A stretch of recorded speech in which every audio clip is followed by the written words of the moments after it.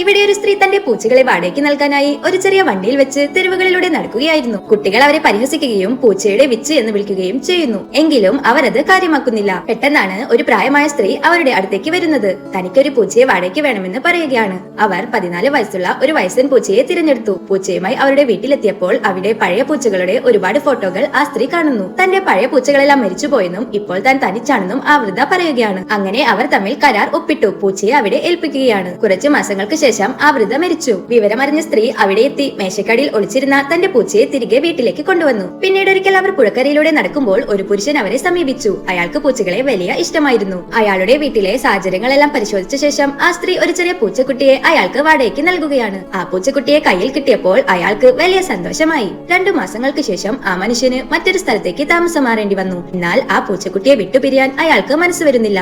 അയാൾ ആ സ്ത്രീയോട് പൂച്ചയെ കൂടെ കൊണ്ടുപോയിക്കോട്ടെ എന്ന് ചോദിക്കുന്നു. ആ സ്ത്രീ പൂച്ചയോട് തന്നെ ചോദിക്കുകയാണ്, നിനക്ക് ഇദ്ദേഹത്തിന്റെ കൂടെ പോകണോ? പൂച്ച സന്തോഷത്തോടെ സമ്മതിച്ചു. അങ്ങനെ ആ പൂച്ചക്കുട്ടിയെ അവർ ആ മനുഷ്യന് സ്ഥിരമായി നൽകി. അയാൾ അതീവ സന്തോഷത്തോടെ അതിനെ നെഞ്ചോട് ചേർക്കുന്നു.